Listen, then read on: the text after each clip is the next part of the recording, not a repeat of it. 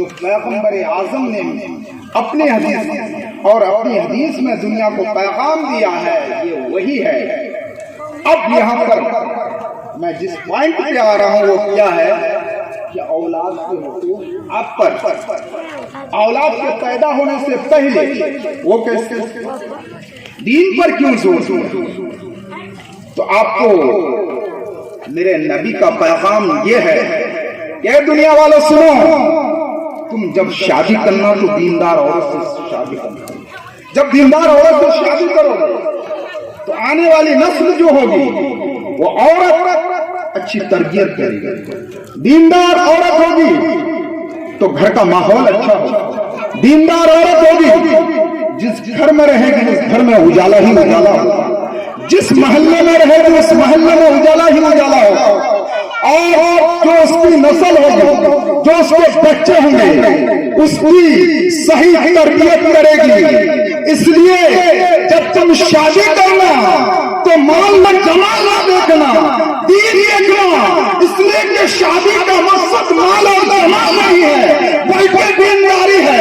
جب عورت کے اندر دینداری ہوئی ہو تو تمہاری نسل بھی اچھی ہوگی، آنے والی نسل بھی۔ یہیں سے حقوق شروع ہے۔ اب بچہ جب عالم وجود میں آتا ہے تو اس کا انداز کیا ہوگا؟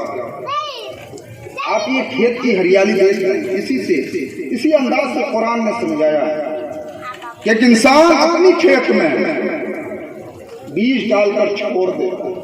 قرآن کا میں جو خلاصہ ہو بتا رہا ہے، پھر وہ عورت بھی بھول جاتی ہے، مرد بھی بھول جاتا ہے جو اس کی کھیت ہے، پھر اس کے مرحلے چلتے ہیں، سفر طے ہوتا ہے۔ غور سے سنیے گا، بچہ کیسے پیدا ہوتا ہے؟ دھیرے دھیرے سفر طے کرنے لگتا ہے۔ ایک مقام وہ بھی آتا ہے شیطان صرف ہماری پیدائش کے بعد ہمارا ساتھ نہیں پکڑتا، پیدائش سے پہلے ہی ہمارا ساتھ پکڑتا ہے۔ وہ مرحلہ آتا ہے کہ جب وہ نطفہ جس سے اولاد کو عالم وجود میں آنا ہے، ماں کے رحم میں ہے، ایک عالم آتا ہے کہ وہاں پہ شیطان کی ذریت ہوتی ہے، اور سائنسدانوں نے اسے بیکٹیریا کا نام دیا، لیکن اسلام کہتا ہے وہ شیطان کی ذریت ہوتی ہے جو اسے تباہ و برباد کرنے کے لیے موجود ہے، اور وہ ذریت نہیں چاہتی کہ کوئی غلام مصطفیٰ دنیا میں آئے، کوئی عاشق مصطفیٰ دنیا میں آئے، اسے مارنے کے لیے وہ تیار ہے، لڑائی ہوتی ہے، فائٹنگ ہوتی ہے۔ اب اس کو سمجھ میں آتا ہے کیونکہ اس مبارک نطفے کو ماں کا خون جو ہوتا ہے اسے اپنی چاروں اور سے ڈھانپ لیتا ہے۔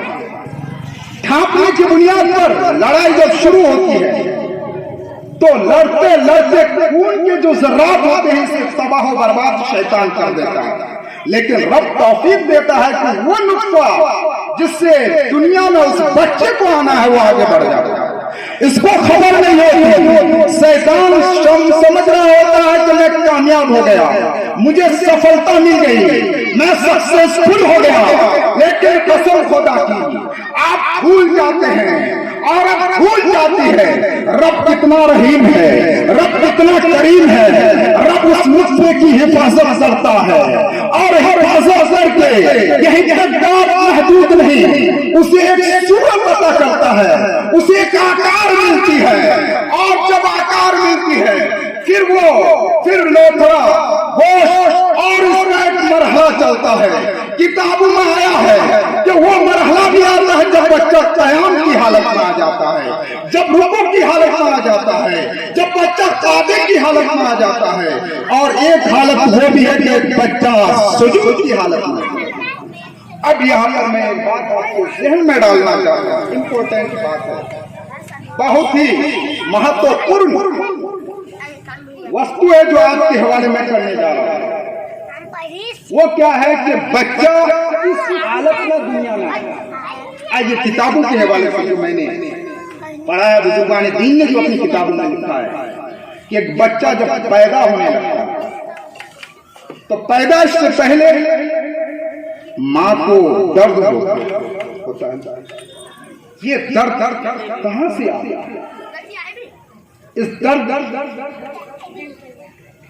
کا سبب کیا ہے، ریزن کیا ہے؟ تو سنیے، بزرگان دین نے کتابوں میں لکھا ہے کہ جب وہ بچہ کا وقت پورا ہو جاتا ہے، رب تبارک و تعالیٰ 2 فرشتے کو اس عورت کے پاس بھیج دیتے ہیں جس کے کوکھ سے وہ بچہ عالم وجود میں آنے والا ہے. اور سے سنیے گا، بات آپ کو سمجھ میں آنے والی. اب ایک دائیں جانب فرشتہ بیٹھ جاتا ہے اور ایک بائیں جانب. وقت ہو چکا ہے، ماں کو درد ہو رہا ہے جسے درد ذیل ہے. اب بائیں والا فرشتہ چاہ رہا ہے کہ یہ باہر آ جائے، داہنے والا فرشتہ چاہ رہا ہے کہ یہ باہر آ جائے. اسی عالم میں بچہ کبھی ادھر بھاگتا ہے کبھی ادھر بھاگتا ہے، جوئی بھاگتا ہے. ماں کا درد تیز ہو جاتا ہے، درد تیز ہوتا ہے، اسی عالم کو درد ذیل کہتے ہیں. چونکہ بچہ کبھی دائیں سے بائیں جا رہا ہے، کبھی بائیں سے دائیں جا رہا ہے. فرشتہ نے نظام جو وہاں موجود ہیں، 2 فرشتے جو رب کی بارگاہ سے مقرر ہیں، اب وہ فرشتے کچھ دیر کے بعد جب پریشان ہو جاتے ہیں، بچہ باہر آنے کے لیے تیار نہیں ہے، کیونکہ وہ سمجھ رہا ہے میری دنیا یہی ہے، میں اسی دنیا میں رہوں، مجھے کوئی باہر نہ نکالے. کبھی وہ دائیں جاتا ہے کبھی بائیں جاتا ہے. بارگاہ خداوندی میں یہ فرشتے عرض کرتے ہیں، مولا یہ باہر نکلنے کے لیے تیار نہیں ہے. رب تبارک و تعالیٰ اس بچے کو مخاطب کرتا ہے، اے بچہ سن الستو بربکم، کیا میں تمہارا پروردگار نہیں ہوں؟ کیا میں نے تمہاری حفاظت نہیں کی ہے؟ میں نے تمہیں اس عالم تک نہیں پہنچایا ہے؟ کیا میں نے تمہیں ناک نہیں عطا کیا ہے؟ کیا میں نے تمہیں آنکھیں نہیں عطا کی ہے؟ کیا میں نے تمہیں آکار اور تمہیں جسم نہیں عطا کیا ہے؟ تمہیں ڈھانچہ اور شکل نہیں عطا کیا ہے؟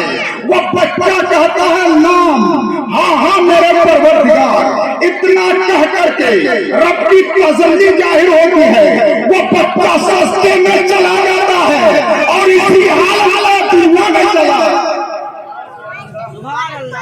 بچہ جو دنیا میں آتا ہے سجدے کی حالت. لیکن آج ہمارا اور آپ کا عالم کیا ہے؟ ہم نے اس سجدے کو بھلا دیا. نماز پڑھتے ہیں لوگ، نماز بھول گئے.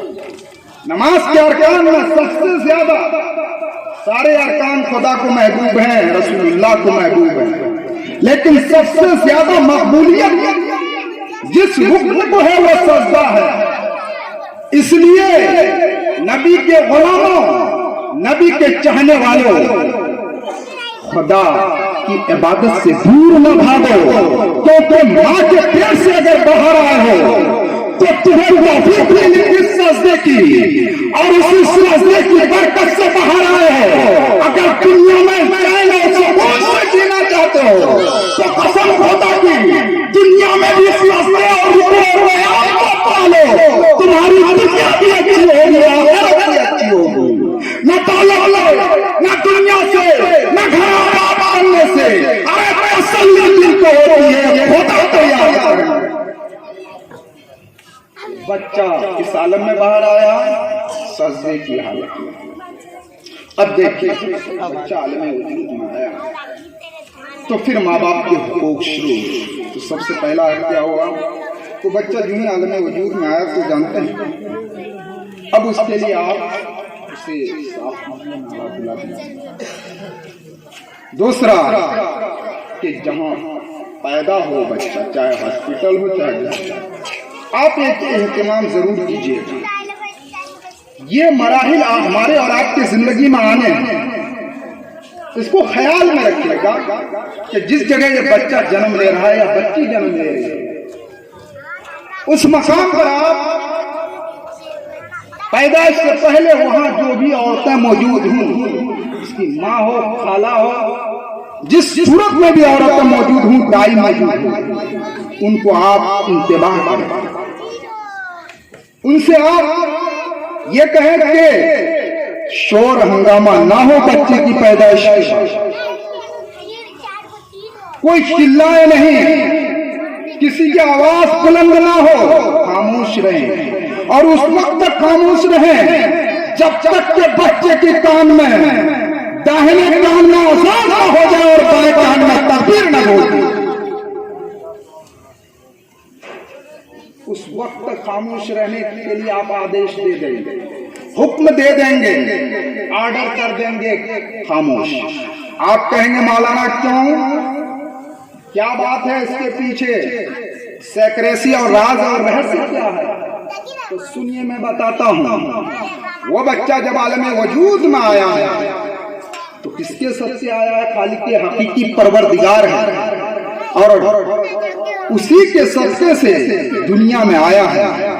تو سب سے پہلے کسی کی آواز پہنچنے سے پہلے، ماں کی آواز پہنچنے سے پہلے، باپ کی آواز پہنچنے سے پہلے، خالہ کی آواز پہنچنے سے پہلے، عورتوں کی آواز پہنچنے سے پہلے، اس بچے کے کان میں اگر کسی کی آواز پہنچے تو رب کی بڑائی پہنچے، اللہ اکبر کی صدا بلند ہو، اور رب کی وحدانیت کی آواز کے بعد رسول کی رسالت پہنچے، تاکہ وہ بچے کو سمجھ میں آ جائے آج نہیں تو کل کہ میرے دنیا میں آنے کا مطلب صرف دنیا داری نہیں ہے، خدا سے بھی محبت کرنا ہے، رسول اللہ صلی اللہ علیہ وسلم۔ دونوں سے محبت کرنے کا نام ہی زندگی ہے۔ یوٹیوب پہ تھا بولیے۔